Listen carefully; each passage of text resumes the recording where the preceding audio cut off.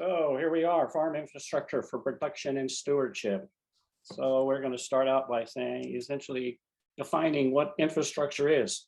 So it's basically physical components or interrelated systems that provide commodities, in this case, farm products, along with services that are essential to enable, sustain, or enhance societal living conditions while maintaining the surrounding environment. In development of farm resource infrastructure, we think of interrelated systems as resource management systems, or RMS. So RMS systems are stacked, built on top of each other. It's kind of like building a house. You have to start with a foundation to create resource systems that manage and cancel out resource concerns. We stack conservation practices on top of each other. Otherwise, for instance, you couldn't do prescribed grazing or management intensive grazing unless you had fencing. And there are relationships between infrastructure. By and large, infrastructure can be thought of as being non-moving, but having moving parts. Equipment can be integrated into infrastructure, but by and large is non-movable, but it can be movable.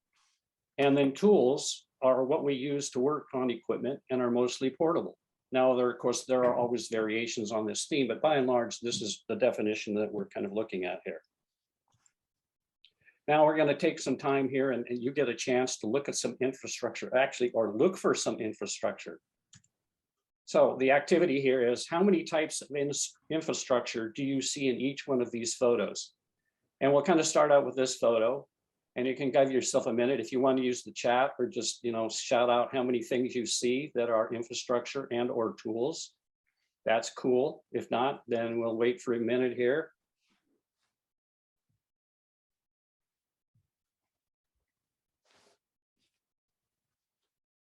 So I actually have, in my count, I have 5 items here. We have some piping that's taking roof runoff structure. We have roof runoff structure, which is actually the rain gutter. We have some tarps to help spill additional water that's not covered. And we have some fencing, and we have actually a sheep handling facility. Well, that's 5 items. Now in this picture, guess how many there are?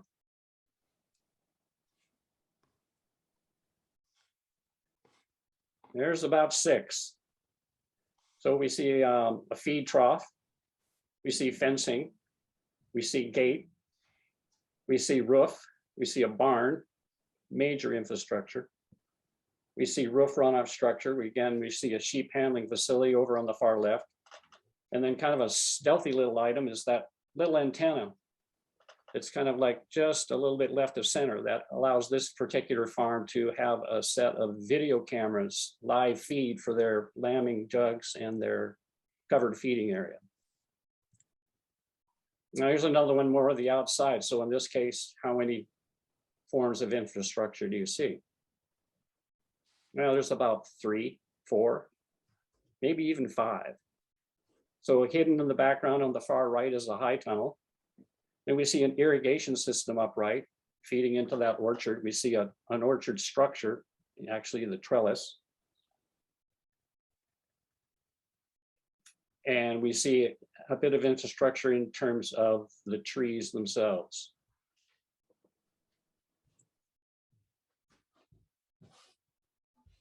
And here's another one. Again, we see fence. We see tree guards on the far left. And then we have to ask the question, is this pasture itself a resource, or is it also a form of infrastructure? Well, that really goes back to the issue of how it's managed and how it's utilized. Otherwise, if this pasture were just mowed like a giant lawn, that would be one use. If it was grazed, that would be an additional use. So infrastructure can really be pointed towards many different forms of management. And that brings up one of the big issues here, is that infrastructure can create problems. And those problems can be caused by a lack of completion or management. And the smart farmer landowner is going to look for weak links within infrastructure. In terms of stewardship, stewardship is fine-tuned by engaging with correcting resource concern problems that are found on the farm because of infrastructure. And oftentimes these problems show up because there were decisions made in setting up infrastructure that were not thought about. And so that's why we come to the conclusion that in this case, best management practices or conservation practices can be beneficial infrastructure when it's added to existing infrastructure that has essentially created problems. And here's some examples.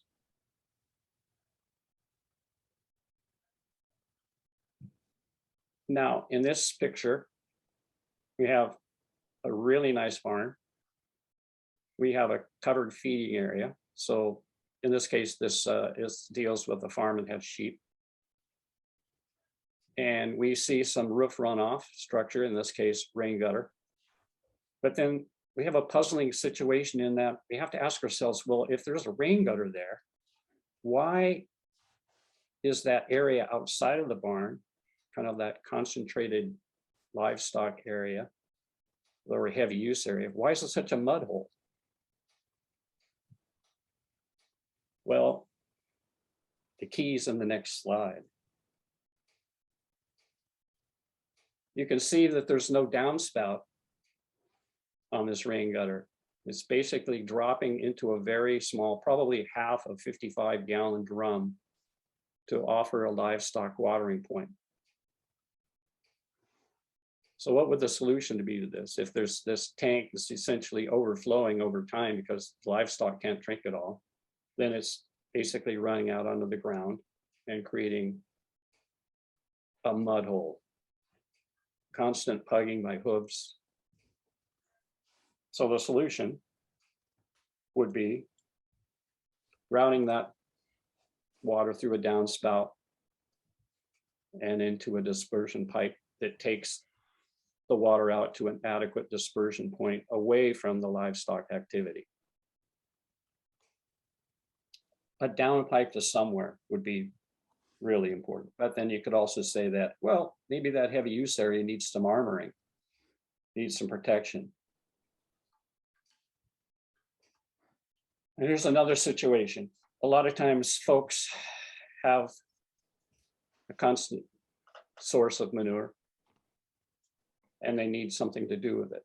And so oftentimes it's like, well, let's just pile it on the ground.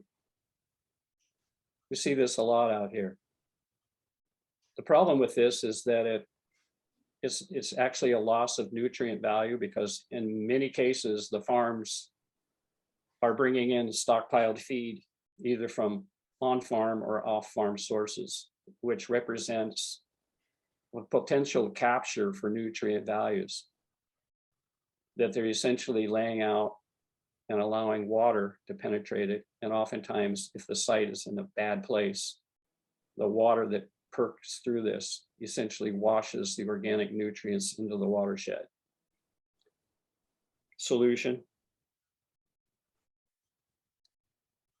would be a compost facility. So infrastructure or equipment is needed to solve resource concerns.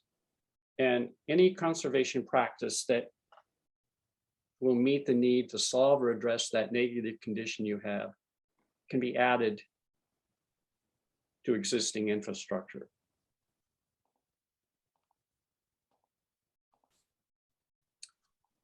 So here's some examples. So on the left-hand side, we see use exclusion. We basically have a fence line that's protecting a riparian corridor or a stream. This could be an ephemeral stream, part-time stream, seasonally flowing stream, which is typical for out here.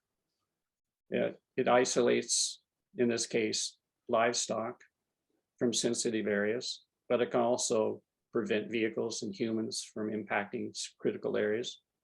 It creates buffers of desirable vegetation that filter water and improve stream quality. On the right-hand side, we see fencing. Again, it's very subtle, but there's a scare wire right in the front of that first cow. Again, protecting riparian and sensitive areas. And internal fences are designed and installed to enable better timed grazing and the subdivision of grazing cell creation. And that's where your temporary electric fences are such a potent tool, very practical.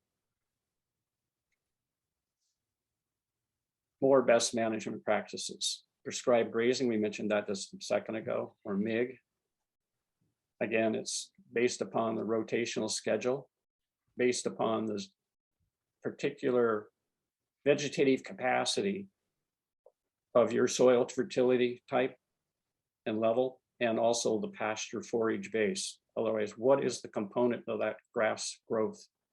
How many different species? What's the diversity? And that's one thing that we're always stressing is that the more diversity you have in your grass sward, the more resilient it becomes.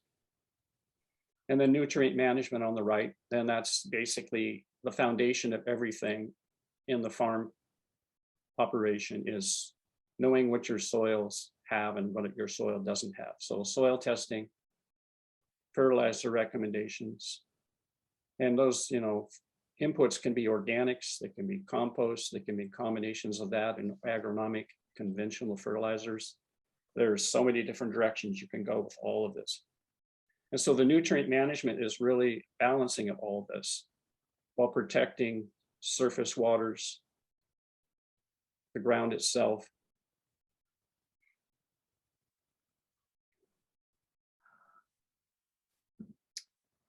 Okay, more best management practice examples on the left, watering facility.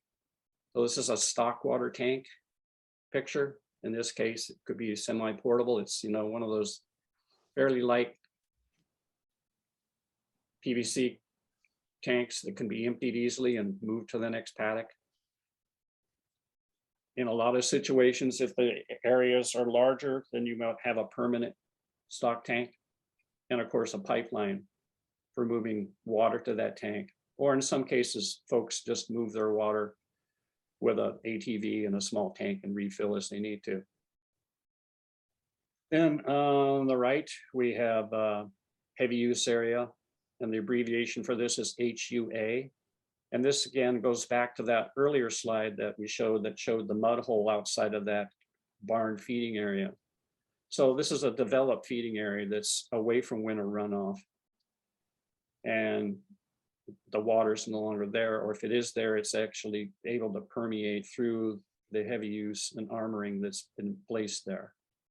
And these are often situations that, in the past, there's been a lot of efforts by conservation practices out here. We encourage people to use, scrape down in the summer to a fairly dry area, lay down landscape fabric, and then put the heavy use gravel on top of that. Or in some cases, they want to use hog fuel, which is just basically large cobbled size wood chips. The problem with these types of practices is that they require a maintenance factor, i.e. you got to pick up the manure, you got to be able to scrape the manure, which can be really difficult to do with hog fuel. So there's been some cooperators have come up with an ingenious way to deal with that. And they basically buy the large 4x8 rubber stall mats and lay those down. And there's quite a few horse operations. I've seen that work really well in Lopez and actually on San Juan too. And that way you've got a surface to scrape from, and it retains the longevity of the crushed material under it. Works good with gravel too. And Bruce, I'm going to jump in real quick if you don't mind. Yeah. Yeah, and if you remember back that slide, implementing infrastructure can cause other problems or issues or opportunities, quite frankly. And the heavy use areas are a classic example, because those really are great for winter overfeeding areas. And if you don't have something like that, and you have a water trough there, and you have your hay feeders there, and you have heavy concentration of cattle or horses or whatever livestock you might have, you're going to be dealing with several issues, watering facility, muddy areas, excessive manure, water issues. I might have nutrient runoff in the wintertime and things. So as Bruce had mentioned earlier, a lot of these practices stack on top of one another. There's very rarely, maybe with the exception of gutters, is one practice a silver bullet to solve a problem. So as you do your operations, as you go forward from here, it's really helpful to kind of look at your systems and see how this jigsaw puzzle of management practices can actually fit. So while we're pointing out, a watering facility, a heavy use area, many times those overlap or and often dovetail to support each other. So, and likewise, creating issues or problems if you have a heavy use area and like Bruce just pointed out, you use hog fuel, that's going to create a manure collection problem or something else. So, and Bruce may talk about this, but we also use a system called CPPE, Conservation Practice Physical Effects. So what are the positive effects of a certain practice, as well as what are the negatives? So we kind of run that through our farm planning process for folks. So we have a kind of a comprehensive, very good peripheral vision of what's happening. So look at Bruce. Thanks, Matt. That's great. Okay, brush management. This is a big one on San Juan and maybe a little bit on Orcas and Lopez too, in that we have certain invasives that thank you to our early settlers who arrived from Europe and via the east coast of the US back in the mid to late 1800s. A lot of these things like hawthorn, English hawthorn, was brought by the settlers. There's other few that are not in this photo, another one being Canadian thistle here in the middle. So essentially, the brush management is an issue to remove those noxious and invasive species. And then noxious weeds, of course, are, unfortunately, love to occupy space that has been compromised by abuse or a lack of management that is appropriate for the resource.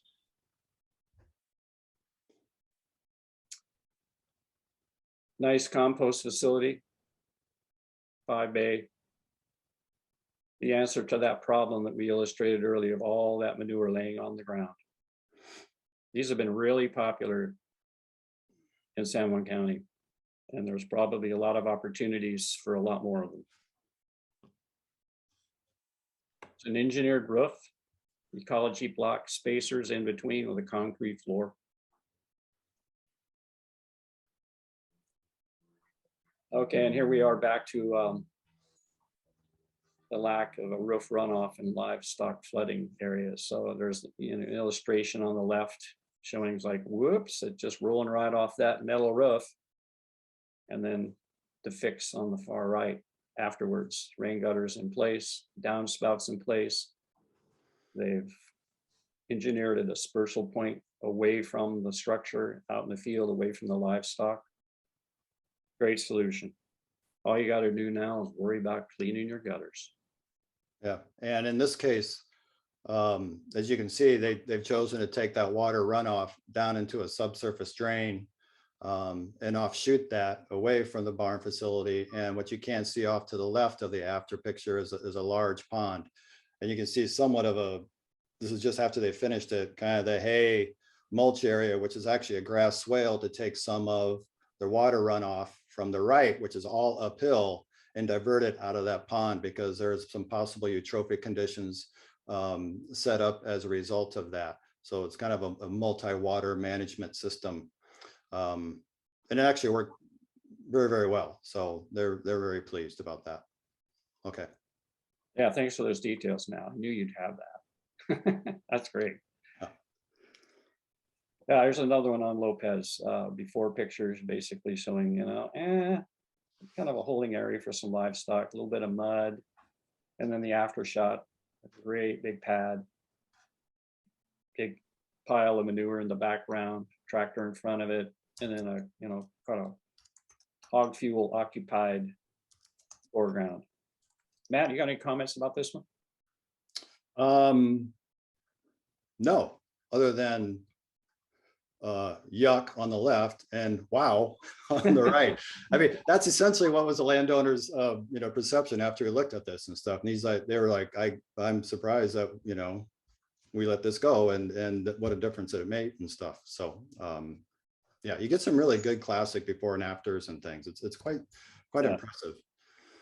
Yeah, and another point I want to reemphasize is that in this case, he's gone from a situation in which he had no way to recover the manure. He was basically just stockpiling and laying out on the ground. It'd be very difficult to get that stuff up, but with that concrete storage pad, now he's got a place to put it. He can, that whole situation right there can evolve actually into a compost facility. He's already got the foundation down. So now it's just a matter of whether he wants to in the future put a roof on it, put bays on it so he can start segregating his material and letting it age and turn it appropriately. And then voila, he's got a product that he can take back out and put it on the land as he needs to. And again, this is really important because it helps that farmer collect a lot of the nutrient value of the materials that he might be importing. Because within, especially livestock operations, there are times during the cycle of production when you can't get enough protein and you need that extra protein and you're not going to get it from your hay product. You're going to have to bring in concentrates like, essentially established feed types and stuff like from Conway feed or Wolfkill or other opportunities to bring in, you're essentially buying the output of another farm and that's been concentrated and you're bringing it in to help level, the playing field and allow those animals to produce and to gain and to not suffer the rigors of a lack of production feed. Yeah, and in this case, the landowner is planning on doing a compost facility structure as well as a covered livestock feeding area. And that's kind of the bonus too. As you plan these out, you can start planning for the future. Obviously, some people choose to do multiple practices all at once. And this gets more into the cost share discussion of this program, which I'll talk about in a little bit. Or you can do it a phased in approach. I mean, as we all know, farming is not a cheap venture and it does cost money. So doing a phased in might work, might be more feasible for one landowner where someone else can afford to do it all. Just kind of depends on what their goals are, how fast they want to move, how bad the situation might be. So it really is a kind of a customized approach. Every landowner has their own issues and values and resource needs to be met. So there really, again, rarely is there a one size fits all kind of approach. Yeah, and that's a really critical point to make right here is that it's through the individual stewardship plan or the farm management plan scenario that we're able to come in because you asked us to come in and help you, because you might be getting a feeling that you've got some log jams here, you got some, hit a brick wall and there's some resource concerns you might be concerned about. And that's what it's all about for us, non-regulatory, non-enforcement interaction because you would like the help. This was a really great project. Now, just to give you some background on this one, this was on Orcas Island, and not in the picture, but if you turn around 180 degrees and look to the east, you would notice that this hay barn was about 300 yards from the near shore with an extreme slope. And this was a small cattle operation, about 10 to 12 head every year. You can see the open feeder on the left-hand side, and right in front of where we're standing is this huge pile of manure that has just been basically somewhat scraped up and just allowed to sit there year after year after year. So you kind of ask yourself, well, given all the rain and given the seasonality of all this, how much of that nutrient was basically leaching off and, hopefully not being entered into the near shore, but thank goodness there was some grass in the way to help filter it out. So this landowner was really excited about the potential for entering into a cost share project. And this is what ended up happening is you have on the after shot, you see a concrete pad, you see a gravel apron, and then on the left-hand side of it is a covered feeder area. And they actually opened up a door within the side of that hay storage building to allow them to pull hay out and feed it directly into the feed bunkers down below. Then they could pull all the waste material that the cows would drop into that apron, and they could pick it up and put it in the compost facility, which in this case has 3 bays. perfect solution, and it's worked out so well for them. They've really been happy with it. Here's another one. Again, you can see on the left, a lot of pugging, a lot of waste hay. But the feeder is under cover, but there's really no heavy use armoring. And then on the right, you can see the result of, applying some new fencing, some gates, the heavy use material, and the stock water tank. Again, another really practical solution that's really helped. And these are areas that are very important in the winter. It's interesting, I just was talking to a producer the other day who stated that last year they had their livestock outside. And this year they have a chance to actually have a place to bring them inside. And they used the same feed regime that they did last year, this year. And she said that her her ewes were actually 25 pounds higher in weight. And she couldn't figure out why. And I said, well, it's probably because they've been undercover. So they don't have to spend a lot of energy trying to stay warm when they're all wet, standing out in the rain and the snow and the wind. And she went, uh-huh. Yeah. Makes sense. And yeah, and there are kind of side benefits, as Bruce just kind of pointed out, that we don't really maybe expect or you foresee or whatever. The cost of hay and access to hay and quality of hay on the islands has always been a kind of a long-term issue, depending on what livestock you have and your availability and who you know, how much is in your bank account. But you can see on the left that there's a lot of loss of forage material there that just was getting stomped in the ground. I mean, these cattle are knee deep in there, as well as, vet issues and hoof health issues resulting from standing in this mud and things like that. So the saving of costs of excess feed that falls on the ground, that's exposed to weather elements, that gets trodden into mud. Whereas if you have a feeding shelter or an adequate feeding place, heavy use area, whatnot, that definitely helps to protect your investment, your dollars that you're paying to support your cattle. And as Bruce just pointed out, weight gain can be a side benefit. Better water quality has been shown to increase livestock weight gain. The things of that nature that are, I guess you call it soft dollar or even hard dollar benefits, direct and indirect might be a way of saying that you get as a result of implementing some of these practices and things. So this is a really good classic example. And people might ask, and I'll again get into this a little bit more, but there are design standards behind these practices. So they are meant to last.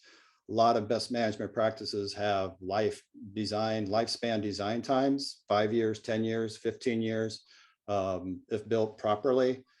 So we also kind of really push that pretty hard, because people can do this on their own. By all means, that would be awesome.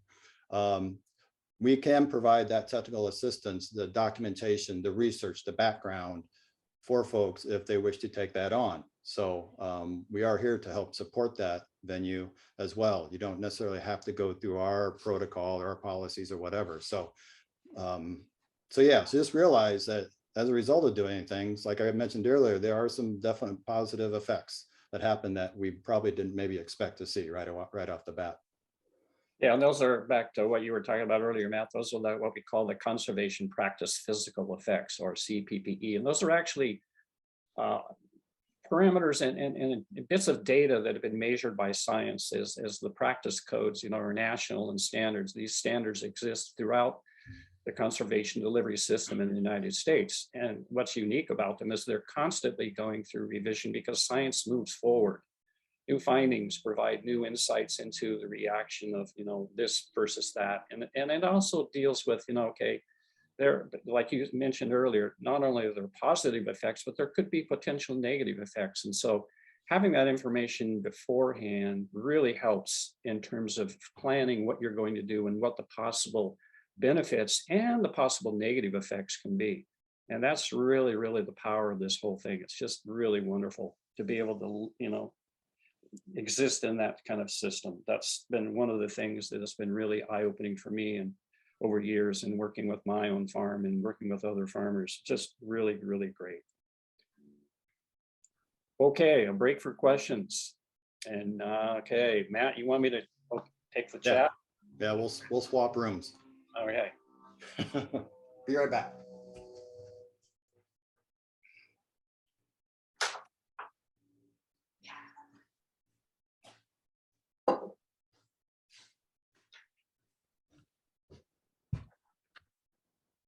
Okay. All right.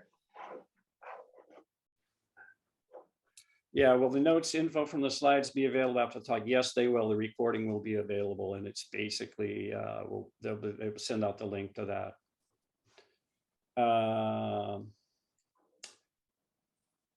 Request. Yes, Bert, me too. Yep. Okay, that's all the chat questions, Matt. Anything? Anybody have anything in real time? I'll actually throw it out there. I'd love to, and people can throw this in the chat room, but I would love to kind of see folks who have like done stuff, whether you've done it through the district, whether you've done it on yourself or through a different program. What kind of practices kind of come to mind that you folks have done? And fencing, livestock pipelines, nutrient pasture management, rotational grazing. Because we really are curious, do what we say and do does actually have an effect. But I'd love to see what people are doing, because that's part of the nice thing about the Ag Summit is some people might be doing something they never even thought about.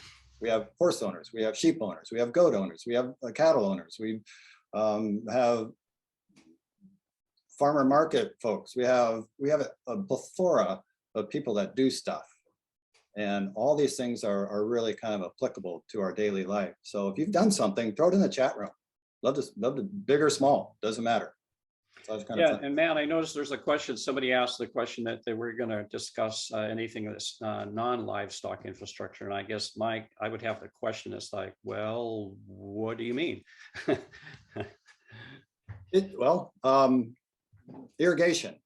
Micro irrigation is a best management practice through the NRCS structure. Windbreak shelter, the planting of materials, trees or whatever to provide windbreak for sensitive plant materials. No-till drilling. No-till drilling. Water facility structures for water storage, catchment systems for irrigation of gardens. Biomass and pasture planting. I mean, yeah, it goes on and on. There are about 170 best management practices out there, and I don't have them all in my head. But there are a lot there, and there's a lot of resources out there and things. So let's see. So that's for that one. What should I do if I see an ag operation in San Juan's that would benefit from this type of infrastructure, but I don't know them well enough to stop and talk to them personally? We'll take recommendations. Absolutely. I always joke with Bruce, we're kind of the guys in the white cowboy hats driving along and hey, you see somebody there and pull down the driveway and say, hey neighbor, how's it going type of thing. And hey, I see you have these issues. Have you thought about that or whatever? We do a lot of education and outreach to folks. A lot of it is one-on-one because that's pretty much our process. But we also do stuff at the, here at the Ag Summit, at the county fair, things like that. Or you can suggest to them if you're comfortable saying, hey, I heard the conservation district helps with resource management and livestock management, whatever the case may be. Why don't you give them a call? They might be able to help you out. How does I see another question down below that. That's a great answer, Matt. How does a farmer, especially a beginning farmer, determine if it's advantageous or even wise to go into debt to establish needed water infrastructure? Well, that's a question that I think many of us have had to deal with. And essentially, from my experience, it's been a process of, okay, have I determined that there's a market for the product that I'm interested in growing? And if I know that there is a market for that, what is the business plan that I need to create around that product? Is it a direct sale? Is it to a cooperative? Is it an ingredient needing another ingredient? Is it value added? And so you have to basically spend some time on the math side of things and the development of a business plan with it. Okay, what you're going to grow, what's its value, how much you're going to have to put in to grow it, and how much is the infrastructure going to cost to support that product over time. And that's where we go back to this idea that, you know, a lot of the practices that we help people establish have an engineering component to them. And the reason they have an engineering component to them is that that's the only way you can approach the lifetime of that particular bit of infrastructure. Otherwise, if you fudge it and build it without the engineering spec in mind, you might not get the time out of it that you need to. So for instance, if you're going to set up a trellis system for a fruit crop, and you use a non-treated post versus a treated post or an iron post, what are the comparisons between the lifespan of those particular trellises given one material over another? You know, out here, the other big deal is irrigation water. Do you have the irrigation water to support the infrastructure that you're thinking of installing? And will it pan out over time? Otherwise, what's the pre-productive period for the crop? And what is the anticipated lifespan of the crop? And that's where you have to ask questions about perennial crops versus annual cropping systems. So I hope that helps kind of, you know, point an answer to that question.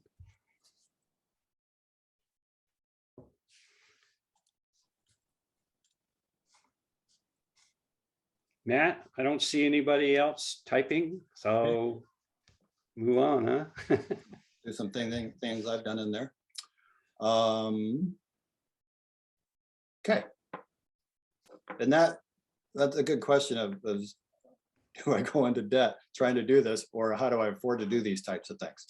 And that's pretty much our next section of what we do here in the Conservation District to help people on both ends. So as I mentioned, that's a lot of what we do. And we do this literally parcel by parcel, landowner by landowner. Everybody has a different operation. Everybody has a different goal. Everybody's in it for a different reason. Whether you're doing it for a hobby or for a livelihood, or you inherited it, or you know it's a goal you've always wanted to have, is to operate an agricultural operation and stuff. So we provide technical assistance, and this is where the Natural Resource Conservation Service, often called the NRCS, really comes into play, because they're somewhat of our parent organization when it comes to the best management practices, because they really look at these practices and they constantly update them through research, through education, through universities to make sure it's the latest, greatest in science out there. So they are tried and true methods of practicing. Yes, they do vary upon region, upon state, upon climate, the environment, as well as, you know, locally. It can change from one parcel to another. So we really try to provide the ability to go out and work with folks upon a request basis, because it is voluntary, and people, if they want to do the right thing, we're here to help them. So we'll come out and do an evaluation, look at their resources, look at their properties, look at their operations, and much as it's done through an official farm plan, or simply through a phone call or a day visit to come out and say, hey, I have some questions, I'm seeing these issues, looking for some help.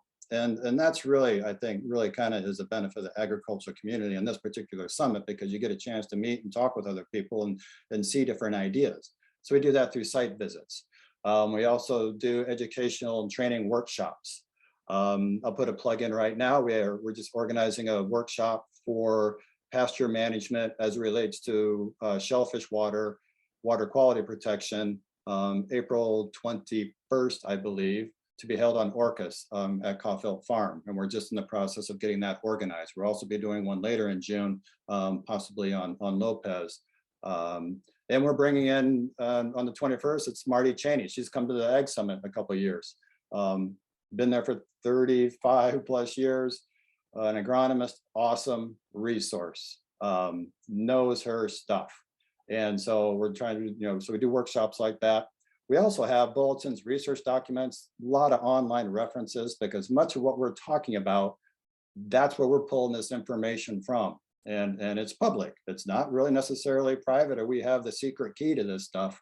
So we can give you and point you that direction. And like I said earlier, there's some web links at the end of the slideshow that can point it or just call us and find out what's going on. The funding question, this is a $64,000 question, so to speak. So we work with local, the state and federal agencies to secure grants to be service providers for funding that are definitely focused towards conservation focused programs. Who are those? Those are your local conservation districts. It's our parent organization, the Washington State Conservation Commission, who we report to, as well as the Natural Resource Conservation Service.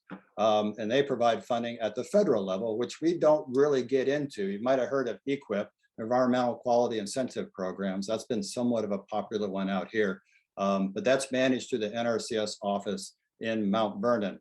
Sarah Tanavasa helps manage that, and she's come to the summit in the past as well. So we're always looking for opportunities to apply for grants, because we're basically grant-focused agency that has that slant towards resource protection, particularly towards agriculture. We operate a cost share program. Most folks have, well, many folks have heard of it. Some people haven't, because that is a question. How do you fund this stuff? What does it make it financially feasible for me to like put my credit card out there or whatever to pay for this stuff? So our funding primarily for the cost share program comes from the Washington State Conservation Commission via state legislature. It runs on a biennium budget, 2-year budget that starts in July. And it gets reviewed every 2 years and gets approved by the legislature in terms of how much money is allowed to the 45 conservation districts in the state. And there's 3 program areas that we focus, 2 specifically from the Conservation Commission, which is called natural resource investments. And these are capital funds for capital type projects, infrastructures that are appropriated to address the exact concerns that we've been talking about. The other program is Shellfish Grant Program, and those are more specifically geared towards water quality issues, shellfish protection. So there's kind of 2 categories we might throw a farm into, depending on their proximity to a water source, estuary, stream, whatnot. Obviously, we all live on islands, and all the water, it's not that far away. But some farms or operations might rise to the occasion to be more high priority because they are near a shellfish area, and so we'll put them in that category. Other ones who might reside more central to the island or aren't as close to water, wetland issues or water sources might use what we call NRI, the natural resource investment. So there's a couple funding possibilities there. And if you may have heard of the voluntary stewardship program that's been kicking around for a while the last few years, that is really geared towards agricultural operations that overlap with critical areas, wetlands, frequently flooded areas, geologic hazardous areas, wildlife habitat. And then those funds are really very specific towards the overlap of agriculture and critical areas. And that's not a lot of funds in there. We're actually trying to advocate and lobby for more funding to have available for folks, but that definitely kind of adds another feather in our cap to give people some funding sources. And all the projects, as I said, really follow the NRCS standards and specifications of what those practices look like. And Matt, let me jump in here and say there's probably a question or 2 out there right now. It's like, okay, what do you do if you don't have any infrastructure other than the bare land? That's a tough one, because without any infrastructure, you don't know what kind of effects that infrastructure is going to have. So oftentimes we get approached by folks who essentially are in that conundrum. It's like, well, I just bought this 10 acres or this 20 acres, and it's an old part of an old farm. It hasn't been farmed for years, or it might have been, hayed every year for the last 10 or 15 years. And I don't know how to, approach all this. And so what we do in those situations is we work with that landowner, basically do what we call a land assessment. And which is kind of like again, it goes back to establishing the baseline for anything in the future that they want to do to create what they consider to be their farm operation. So we will come in and essentially say, okay, here's the soil types you have. Here's the potential water resources that you might have. If you haven't dug a well, that's going to be a big issue. What's your pasture like? What's the diversity level of it? And, we might even pull a soil sample or 2 to help them, that, oh, guess what? That 15 years worth of haying is basically destroy the nutrient values of that soil type. What's the wildlife habitat like? There's just all these little issues that you can kind of give a landowner kind of the basis for how are they going to build off this infrastructure? What's the foundation for that infrastructure? Where's a barn going to be? Where's a house going to be? Those are kind of issues that are really important, because it's after all that activity is done that you realize that their resource concerns will start to pop up. And so having some foreknowledge about all of these issues is really important. And it's always really fun to work with people who are open to knowing all that and creating that foundation so they can move forward in time. There you go. Thanks, Bruce.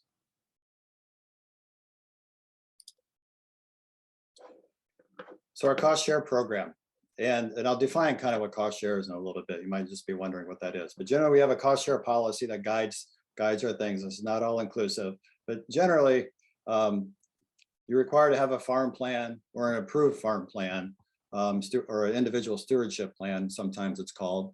Terminology changes on depending who you talk to, but you do need to have a farm plan in place that we've looked at and reviewed. Folks can write their own farm plan. A lot of people don't really realize that. But we do need to be able to look at that, review it, make sure it addresses all the issues and whatnot, because that's pretty much what we use as a jump off point, looking for what practices might be recommended for your property. Residents have livestock or agriculture activities. Forest is not excluded in this one as well. So we do take on forest activities as well. If you have properties, like I said, that might qualify for the voluntary stewardship program, if your land happens to have some critical areas on that, that certainly is a qualifier. We do a 1 year and 5 year annual plan. So we want to kind of keep in tune in terms of what our bread and butter is as a conservation district, and working with agricultural producers is that, as well as the overall thing. You know, where can we get the greatest good, the biggest bang for the buck? So these things, as well as others, kind of help guide that process. We get input from our board of supervisors as well as this policy. And on that board, we have people that represent all the islands as best we can to make sure we're kind of going down the right path. How does it work? If you've done the farm plan through us, you part of that packet you receive is a cost share interest packet. Basically, that reviews the program, how it works, all the specific details. We take that farm plan and work with that landowner and say, okay, what are the resource issues that were pointed out in that farm plan? There's a section called recommended practices or decision of practices that say, here are the practices that we as a district, as the folks look at, that say could improve your operations. And many times we list a lot of them, could be 10, 15, might be 3, might be 4. But essentially that helps kind of guide you in terms of how to prioritize that. And if we use I'll just pull out a heavy use area as an example. It's like, okay, so you're looking at a heavy use area. What's the square footage of it? How many livestock do you have?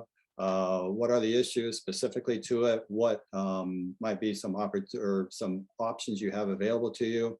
And that really kind of drives the budget. And we don't do this. This is a participatory, collaborative process. And it helps you figure out kind of how much this really is going to cost. We enter this information into a state database. It gets reviewed by a state panel who does the funding awards, because it is somewhat of a competitive process. Like I say, it's got 45 districts out there, all kind of vying for this money. So the more organized, the more cohesive we are working together, the better idea of what dollar amount we're talking about, helps kind of bump that up in terms of prioritization, or basically posing the cause to this review panel that yes, these projects are indeed important and we need to do this.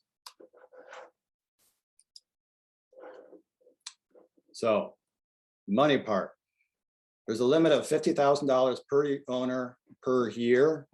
By cost share, that's exactly what we mean. The cost share funds can fund up to 75% of a project cost, i.e. if you have a heavy use area that's going to cost $20,000, you can receive up to $15,000 to help pay for that cost. Your contribution as a landowner cooperator is 25% of that. Now, do you have the funds in the bank to cover that? You might not. You can also do in-kind contributed services by using your own labor at a prorated dollar amount to that. You might have materials from a previous project you did. Your T-posts is a great example, a pile of T-posts that you're not using. So you can get a value assigned to some materials that you just maybe have stockpiled on your property that you could use for this project. Or some people just choose, I don't have the time, but I have the money or the ability to hire a contractor to do it, and it's strictly done by invoicing. There is a catch to this, and this is the one that kind of raises people's eyebrows a little bit, is how do I pay for this? And this is how the program works, is that the cooperative pays for everything up front and maintains all the receipts, the invoices, the documentation, timesheets if they're doing their own labor. It can be kind of document heavy, but we need all that information and proof of paying all the contractors and things like that ahead of time. But that is all assumed on the landowner. The operating period for this, typically, as we said, we're on a biennium budget, so it kind of depends on when the project gets approved. It could be the full complete 2 years. If we get it in soon and it gets approved right away, you would effectively have 2 years to do that. That does not mean you have to wait 2 years to complete the project. They actually ask that you move forward within 120 days once you receive funding. They want to see progression on this, as well as not have a bottleneck process towards the end of that time frame where everybody's trying to get their projects done. Neither do we, because we have to come out and inspect them and whatnot. So you can get that done as soon as you can. We all live in a highly varied environment in terms of weather. The rains can wreak havoc in terms of trying to get contractors out there or trying to dig a trench to put in a livestock pipeline. So sometimes you just have to wait a few months until it dries out or clears up or whatever the case may be. But you're not beholden to the due date. Folks can get things done earlier. It actually works better to get things done earlier because we can spread those projects out and give them ample time. We're also available for technical service assistance during this project. If you run into issues or problems or whatever, again, we don't just throw it in your lap and say, see you 2 years later. Again, it's a collaborative process where we work with people and try to make it successful, because that is our goal. We want it to be successful. Once the project's done, we come out and inspect it. We look at the specifications from the best management practices sheet, and it is different. People might have horses. They use V-mesh no-climb fence, and other people might have a board fence, or somebody might have high tensile electric fence or barbed wire, whatever the case may be. So again, it's specific. So those specifications and standards are going to vary from case to case. But essentially, we come out there, photo document it, before pictures, after pictures, and we take all this information, submit it to the Conservation Commission. They review it, approve the funding, and typically, pre-COVID, it was, within 30 days of submission, you would get that reimbursement check for 75% cost of the project. It's been delayed because of COVID issues and staffing issues. That gets drawn out a little bit, but they understand. And they understand what landowners are trying to do in upfronting this money. So they want to facilitate that as soon as possible. Doesn't work every time, but generally I would say within 30 to 45 days, that has been the majority of return of reimbursement funds back to the landowner. People ask, what happens if this project doesn't run $20,000 and actually goes up to $25,000? And that can happen. Any overage has to be covered by the cooperator. The award is up to a certain amount from the Conservation Commission, that $15,000 example. If that's the max, that's as max you can receive. So it behooves the landowner to do their homework and work with us to find good bid estimates, because that really drives the award amount that you receive. Some people want to add something as during the project moves forward. And they're like, I want, I don't know, golden gilded fence posts or something like that. That's fine, you go for it, but you're going to assume that cost if that's what you want. If the project actually comes under budget, that dollar amount is adjusted of that new number. So if the project is $10,000 instead of 20, then your cost award would be $7,500 or $7,500 of that. So it's a flexible system, but again, doing the homework up ahead can really save a lot of headaches later on or surprises. As Bruce has pointed out pretty well ahead of time, these are really resource protection enhancement driven practices that we're really looking for. And there's 170 some, as I said. They're engineered specifications designed by NRCS. We do offer professional engineer services. We share an engineer with Skagit Whatcom island counties with us. Tom Slokin's in his name. He can come out and help design a subsurface drainage area or a shelter area that might require permitting processes. So again, it's not that you're left totally on your own figuring this out. We have a lot of resources that kind of help you figure out the details, particularly for the larger operations and stuff. Here are a list of some of the examples. Heavy use area protection, sheet standard, which usually are 5-6 pages, and then design specifications in terms of a heavy use area, kind of depending on your soil type, your livestock, what type of materials you want to use. Again, every operation is a little bit different. Some people like concrete, some people like rubber mats, some people like crushed gravel, some people like hog fuel. That's fine.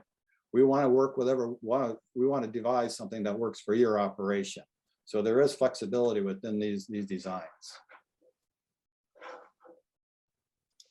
Okay, second break. We're almost done. We have plenty of time. So does anybody have any questions? I've been answering questions on the chat. So if anybody who wants to jump in, unmute and ask a question, please feel free to do so. Okay. How much does a farm class? Oh, we'll go up. Could this be used to drive a tractor? No, it cannot be used to purchase equipment, unfortunately. And I don't know, Bruce, if any equip NRCS funding does that? No. Yeah, unfortunately. How much does a farm plan cost with us? Nothing. Your time. Well, our services are provided free to the public, which is not common sometimes. So no, it's free. And it is. So typically we've done a first come, first serve. It depends on where your farm is. There might be some other watershed management projects happening that might rise you up higher because of the time frame. That might be grant related, where we have a scope of work deadlines to meet. So your farm might be move up the ladder. But no, it takes your time. Typically a farm plan start to finish is 2 to 3 months. We have had waiting periods up to a year because they do get popular sometimes. And I fully expect people to kind of call us after this program or after the summit and want to get on board, which is great. We'll just have to, depends on the staffing limitations and whatnot, but we will get to you at some amount. Understood the amount was 50 per owner total, not per year. That just recently changed to last year, I believe. Our board changed that. Initially, we did the 50,000 per owner lifetime because we really wanted to spread that wealth among all the islands and things like that. That has now changed. So it can be annually, but you also, it's, like I say, it's a competitive process. So other people are vying for these funds. We also look at, when people last had cost share funding available to them. We look at the prioritization as it relates to other management and conservation goals. We also look at the geographical reference between the islands. We want to be able to spread that opportunity out to people. So it might be a year or two before you get another, sum of money.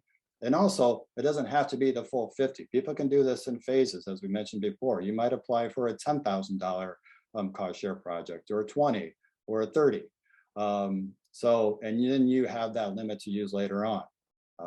If it's feasible and it works within the system. Yeah, and Annie McIntyre has a question about Tom Slokin's availability. He's our cluster engineer. Basically, we can engage with Tom and have him do site visits for any resource concern, Annie, and that doesn't always mean that there has to be a cost share behind that. We just did one recently over here in San Juan, and the cooperator decided that he basically really was really happy with Tom's service. He basically, we kind of did a site visit and did a walkabout, and then he spent all the rest of the day doing all his surveying, getting all the points, and creates, in this case, a water distribution and rerouting plan using swales and an older swale that needed to be re-engineered. And the landowner just decided to take on the cost of that project himself because he was motivated to get it done because it was having a major effect on his growing area. In other cases, it might be part of a future cost share project. So yeah, that resource is always really valuable, and we just have to, make sure we get in there and get, a quarter of his time, because he works for a total of 4 districts in the upper northwest corner, including us.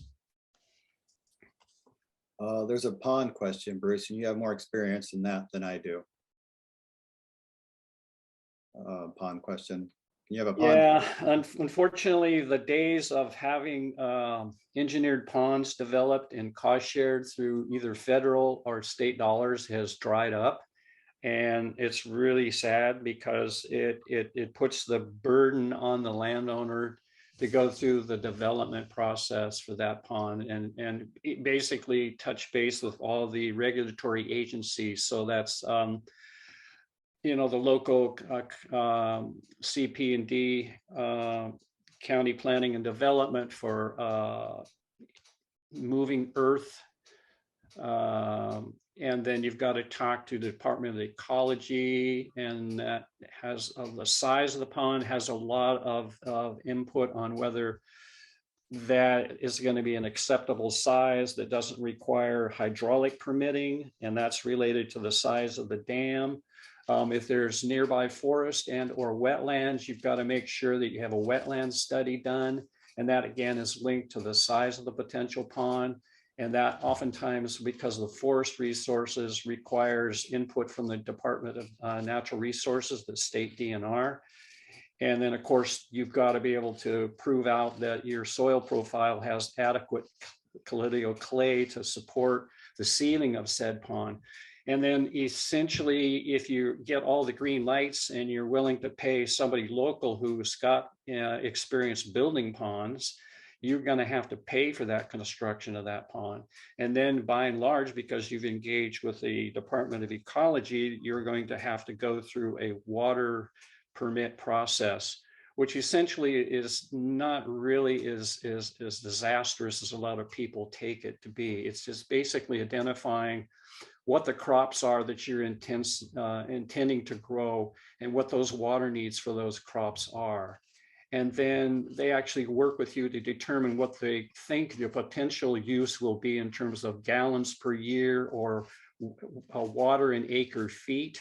And then you have a 5-year period in which you actually monitor the use of your water to determine whether the accuracy of their estimate is good. And then once they get the 5 years with the data, which requires in this case a meter be put in after the pump if you're pumping it, and you're taking readings and you're reporting those readings annually to the Department of Ecology. And then once they get that done with, they will go through and estimate, based upon the 5 years, what the average is, and then they will issue the water right to that particular pond. And that actually gets recorded in the county level, and it appends the property as a legal right to use that water, which actually increases the value of that farmland because it now has a water right, and that is an important aspect of it. And it's a $50 fee to get involved in that process. And then of course, all the infrastructure and the piping, the building of the pond, all that enters the picture. So it's doable, but it's a pretty darn heavy process anymore. It's not as easy as it used to be, unfortunately. So that's Bruce's short answer.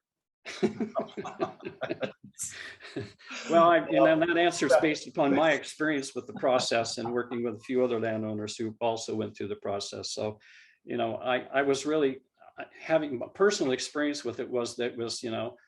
My farm has a pond that was built through a cost share program that ran back in the mid 1970s when the previous iteration of NRCS was the Soil Conservation Service, which was just renamed in 1993 to NRCS. And back then they actually helped cost share ponds for multi-purpose, what they called multi-purpose ponds, which in this case was livestock watering, irrigation, and wildlife habitat. And there was a time back in the, early 2000s when there was a lot of pressure on the federal government to renew that process and to allow those ponds to be built with cost share dollars. And there was a big tour and a lot of, state and federal officials going around looking at ponds in the island. And for anybody who's ever flown over the islands in a private plane, it is really amazing because it looks like we got carpet bombed. That's how many ponds there are out here. And by and large, 80–90% of them maybe don't have water rights on them because we are in a geographically challenged area. Department of Ecology has a hard time dealing with us because of that, and just because of the staff and the limitations they have on what they can and can't do. Okay. Gonna take a couple more questions. Gonna move on to the last part of our program. You have cost share programs to help build a vegetable washing facility on a qualified exempt farm. Good question. I have no idea. I'd have to look through the list of practices because we are limited to what the NRCS practices, best management practices are. And I don't know off the top of my head, but I can look that up. And if you want to email us at our link at the end of this program, you can ask that question and I'll definitely get you an answer. Going to move on to, we have 3 folks that have participated in our cost share program. Angie and Phil Shepard from Stillwater Farm here on San Juan Island. Ruthie and Mark Thompson Klein over on Lopez Hill Farm, obviously on Lopez, and Micah Meisner on Lopez with Stonecrest Farm, who just said she's out doing lambing, checking on a ewe. But the first one up, and is Angie, are you here? Or Phil? Voila. Or Levi. All right. So, good morning, guys. Good morning. So we've This is asked Angie Shepard. I'm sorry. So we just asked these guys to kind of give a brief, what were they trying to solve, what practices they implemented, and then how has it helped them, basically. And I'll pull up a slide for them. So here you go, Angie. Yeah. Hi, everybody. I'm Angie Shepard. My husband, Phil, is driving back from Arizona, checking on his parents. So I had Levi, our son, works with us, and he's going to talk about the actual use of our new compost facility. We work together as a family here on San Juan Island. We raise beef, pork, lamb, and goat for meat and for fiber. We own a small farm off of False Bay Road, and then we manage a larger farm for an absentee owner and graze probably, I don't know, maybe 10 leases, 10 grazing leases now. So we have quite a few animals, but the base property that we manage and base our operation out of is really productive in the summertime, but very wet in the winter. And so our resource concern was, we soon realized that when the sheep, we move our cattle needed a hardened wintering area, and our sheep needed to be in the barn at least 3 months of the year, the sheep and the goats, and sometimes longer. Like this fall was so wet, they had to come in earlier. We bring in grower attested, organic, not certified, but straw and hay, as Bruce was pointing out, to meet their protein needs while they are in the barn. And it creates this great material for compost. But what we found is we only have a few high dry areas. And the before slide is one of our, nice high dry areas that we could clean the barn out and haul to. But it's also hard to get into in the winter. And we just were creating a lot more material than we could slowly compost outdoors. And we were just finding we cleaned the barn less, we felt like more trouble with mastitis and pneumonia. And so we looked into this program, and fortunately there was funding for something like a compost facility through the shellfish grant that they needed to use quickly. And because Matt was willing to turn things around quickly at the conservation district. And we have contractors on the island who'd helped us with some of our other projects that said, yeah, we can squeeze it in by your grant deadline. It was a challenge, but we were able to get the wetland, get the proper setbacks from the wetlands and get the facility designed and in. And if you have specific questions on the facilities, Phil's our lead on all the build out with Matt, and he would answer those via email. So we found that it has a lot of pros and cons, but I'm going to let Levi take it from here and talk about the actual operation and what we felt it did for us, and what we put in there. And, then of course, no matter what you do differently if you did it over again.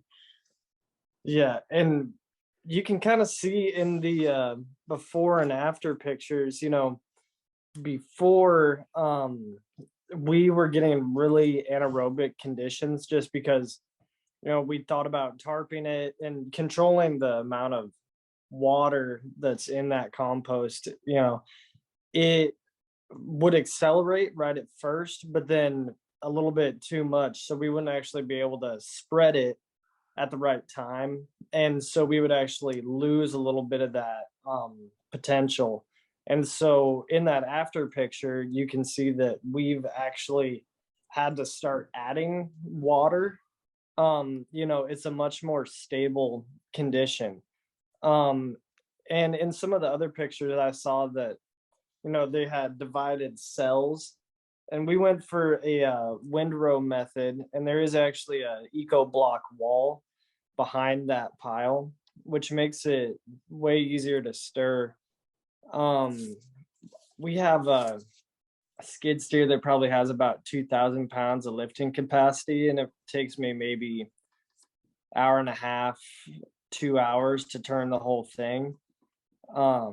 And just having the stable surface to work off of, there's basically no loss anymore. At a certain level, if you're doing it on the ground, when you're stirring, you might accidentally get a scrape of topsoil, or it's just that much less controlled. And this way, it is completely contained. And I've actually noticed that there's less wildlife interaction. Before when the mobile slaughter unit used to come out, there would be a pack of eagles. Even if I bury it immediately, they would just somehow, find it immediately. And now there's not hardly a bird in the sky. And it's just pretty clear difference there. Even with putting the offal in the compost. We are thinking about adding some kind of sprinkler system, especially during the summer, because it does lose a bit of moisture, but we've been really happy with it. And the apron. Great. Thank Um, you, guys.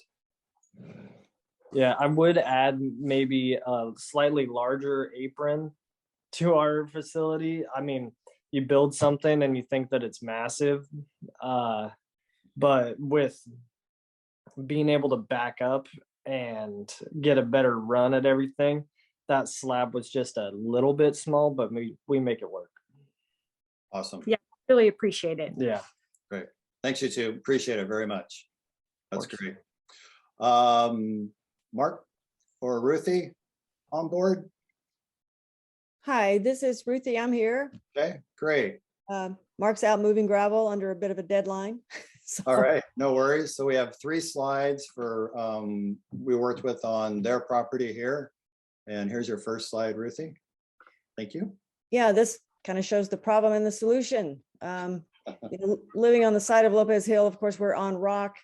The few flat or flat appearing surfaces are actually not far from that rock that probably goes to the center of the earth. So water does not drain quickly. And actually these photos were taken before we had the giant unseasonal rain last fall. This was in 2018. So we're very pleased with how this is held up. We went with 5/8 crust rock, a lot of it. And it's pretty much a great horse highway. We have now 3 horses. And as anyone with horses knows, they're one of the most destructive animals on the planet when it comes to their living space. So you want to be sure to keep them out of, that's the grass field to the right, and the sensitive areas we, have provided for them with this.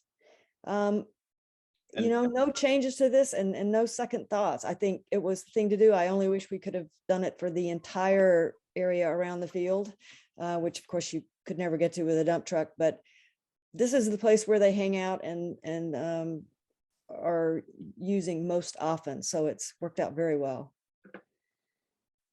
The second area, we're looking now out around that same field where this pasture borders the woods, and our track, which keeps the horses off the grass during the sensitive time of year, was being flooded, by these, the giant rocks, the runoff, the forest being unable to absorb the moisture.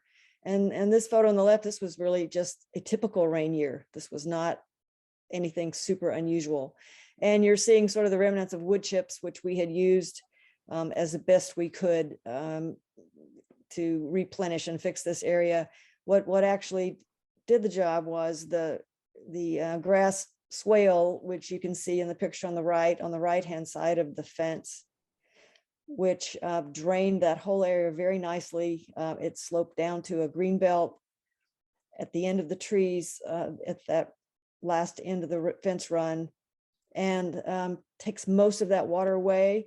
We had access to lots of chips because living on 15 acres of forest, we have trees down, trees that need removed all the time. And so we hired Zach to come out and make us probably 20, 30 yards of chips.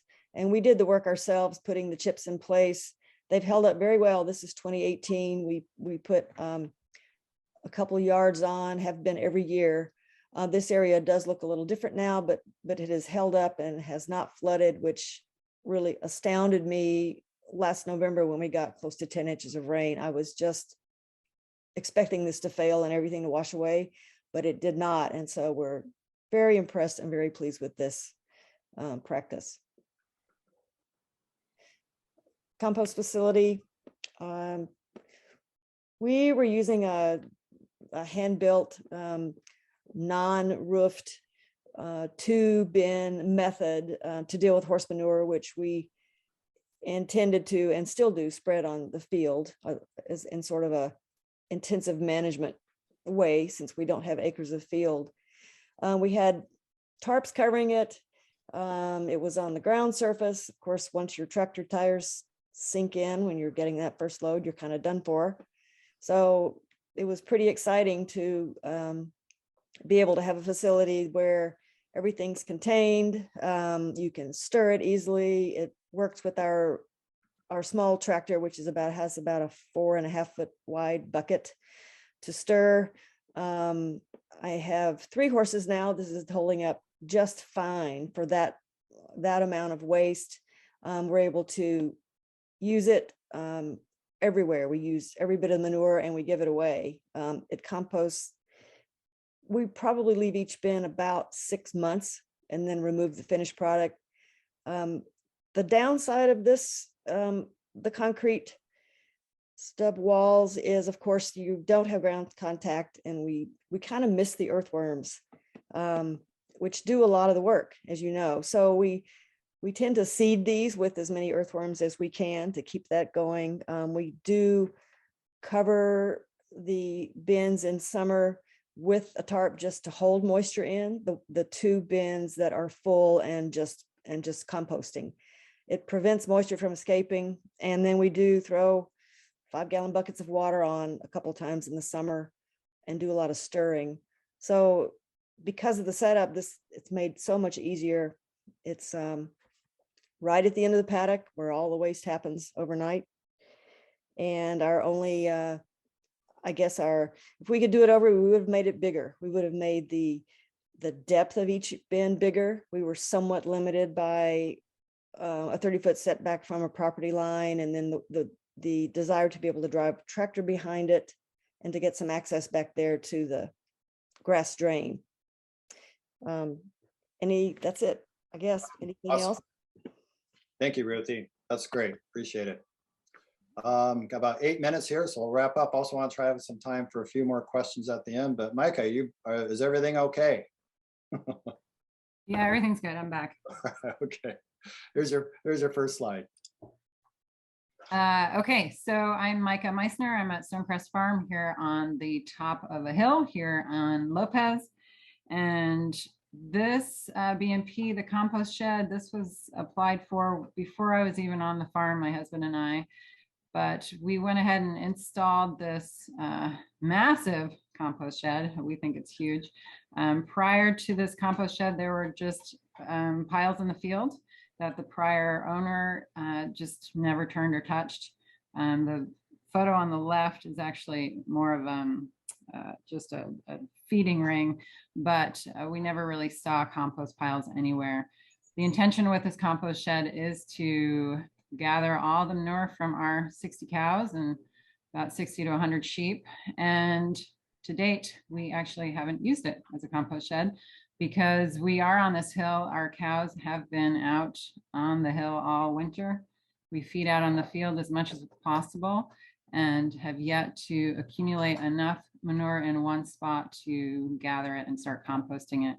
So we anticipate, though, after this winter, with the heavy rains we had, we used our heavy use area a lot more. And we have quite a buildup in there. We'll be scraping that this spring and starting with bin 1 and composting from there. The biggest challenge for us in building this compost shed, honestly, was finding somebody to do the concrete. So as you are looking at compost bins and the sheds, make sure that you have somebody who can do concrete lined up already, especially right now with the way the construction is booming right now. That was almost a game changer for us, not finding someone in time to do that. So, okay, next slide is our roof runoff structure. We added a covered heavy use area to our hay shed, the pole shed, and off of that, we put in a 4,999 gallon cistern. If you have a 5,000 gallon cistern, you need a permit. So we went 1 gallon under. So that's what we have. And this system allows us to water our animals really well year round off of this tank. It fills from the dew. It fills obviously very quickly anytime we have any rain. We've also plumbed it so that we can water our garden off of the cistern, and downhill from this one stock tank, we have 3 other tanks that we've plumbed in, and they are all in line. And so we actually are watering 4 stock tanks from this one cistern. So that's been awesome. It keeps the water from going in the heavy use area, helps us distribute it as we need it. Any runoff we have goes to the side, and yeah, we have a storage tank if the power goes out, which it has. And then the next one is again, covered heavy use area in roofs and covers. What you're seeing here on the right is actually where we wean our calves. This is our heavy use area covered. And this has been a game changer for us and for the farm. There was no covered feeding zone for animals at all prior to us coming here. So being on the top of a hill, this heavy use area and the windbreak that we built with it has really provided wonderful shelter for our animals. Like I said, we wean our calves in there. They're protected from the nor'easters that rip through. And this is also giving us our first truly concentrated manure patch that we'll be harvesting and scraping this spring. Like I said, we run about 60 cows up here. I should say 60 cows or bovines total, 40 in the heavy use area. And then we split the calves off, and those 20 go into another field, and it works great. One question for you, Micah, about Sure. tank freezing and hurting the tank. Do you have any issues about that? We do not. This winter, we did pile up a bunch of old hay and straw around the base, just in case. But with that quantity of water, we haven't had any issues. We probably had maybe, I don't know, the top foot freeze during that one cold snap we had. But otherwise, we don't run a heater into it. You'll see that we have a floating heater in the stock tank, but that's it. Okay. Great. And we have it plumbed so that we can get the overflow, which is what that white PVC is. When the tank is overflowing, that's where that water comes in, but it's plumbed through the ground on the bottom, so that does not freeze. Awesome. All right. Thanks, you guys. I appreciate that. We have a couple minutes left. I'm going to pull up a slide that has some of the web links that I promised here. So I'm going to have to log off here for real quick and come on. But if you have any questions, throw them in the chat room. Give you time.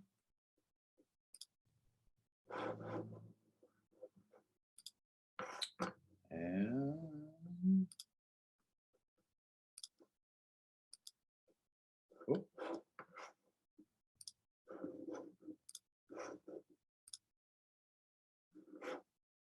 Well, it's not showing up, unfortunately. Or can you see that? Yeah, it's up. Is it? Okay. There's a slide. Why is There it you hard go. to say? I'm Yeah. just so worried about this. You just never know what's happening out there in the world. Any questions for folks? Last minute questions and things. As always, you can email Bruce or myself some follow-up questions about something you guys had if we didn't answer those, or if you want to, how do I get a farm plan? Send me some information on cost share. The commission website has a lot of information on there available to folks, as well as the NRCS website. So that speaks to the whole country. So there's a lot of information there, but you can narrow it down to the state as well. But if you're wondering about what best management practices they offer, that first link there, and I'll leave this up. You can see the list of practices that we work with. The Web Soil Survey is a public site where you can actually pull up your specific property and learn more about your specific soil conditions and related issues that you might have based on your soils. If you know anything about the San Juans, we are a jigsaw puzzle of soil types, thanks to the glaciers. So everybody's kind of in their own unique boat, depending on what's lying under their feet. But that's an awesome service that we use regularly when we develop our farm plans and things like that. It's 11 o'clock. Don't want to keep any people any longer than necessary. If I have no questions there, again, you can email Bruce or myself some questions, but thank you, everyone. Appreciate you hanging in there. Yeah, thank you, everyone. Awesome. And enjoy the rest of the summit.